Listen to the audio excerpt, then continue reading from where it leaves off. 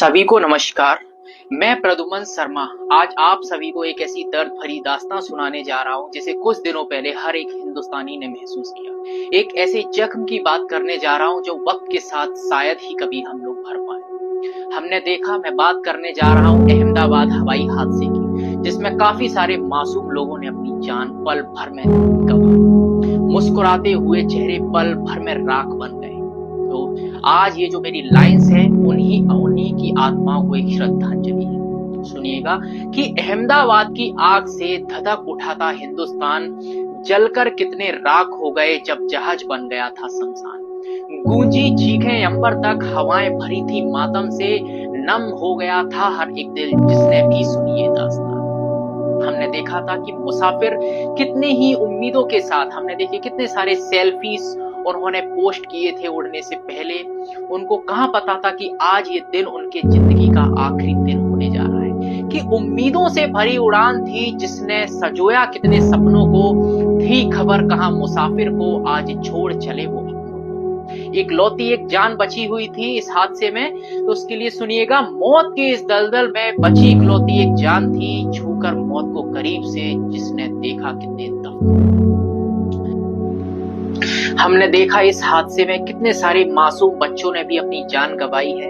मुस्कुराते हुए चेहरे जिनके अभी जिंदगी के पंख भी नहीं खुले, कि झुलस गया कितनों का बचपन दर्द भरे इस मंजर से, दबी रह गई चीखें कितनी आग के इस खंजर से।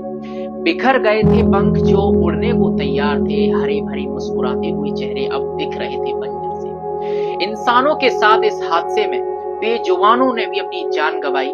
हमने देखा कितने सारे पक्षियों की भी इस हादसे में जान होने का, कि बड़ा आंकड़ा जाने वालों का पर कीमती तो हर एक जान है। इंसानों के साथ कितने झुलस गए बेजुबान, चपेट में वो भी आ गए ज्वाले के इस साए में, राख बन गए हैं बुझकर जो हर दिन छूते आसमान। हम देखते हैं कि जब भी ऐसे कोई हादसे होते हमारे देश में, हम लोग एक ही आंसर सुनते हैं। वो आंसर रहता है कि तकनीकी समस्याएं।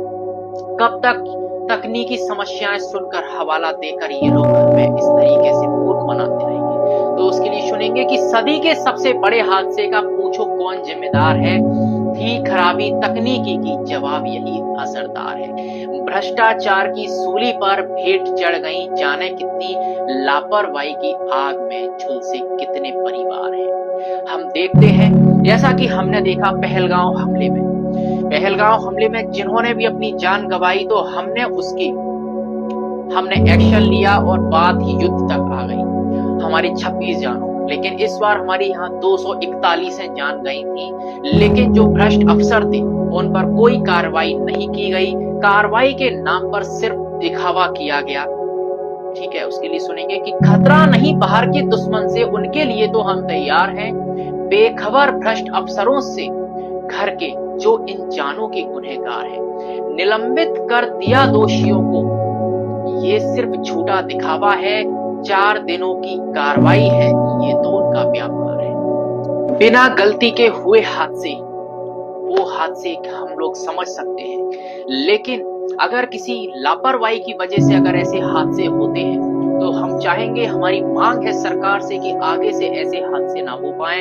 हर हिंदुस्तानी से ये मैं गुहार करना चाहूंगा कि हम लोग भी इतने सजग रहें कि हमें ऐसे हादसे में अगर जो भी गुनहगार है उन पर सरकार कार्रवाई करे, कि होनी को कौन टाल सके, पर लापरवाही अब ना हो पाए, अनदेखी तकनीक के कारण ऐसा हादसा अब ना हो पाए। जाग जाए हर हिंदुस्तानी अपने हक की जान को, सख्त सजा मिले गुनहगारों को, दोषी चैन से सो ना पाए। हम लोग काफी भविष्य के सपने देखते हैं कि हमें भविष्य में ये करना है, वो करना है।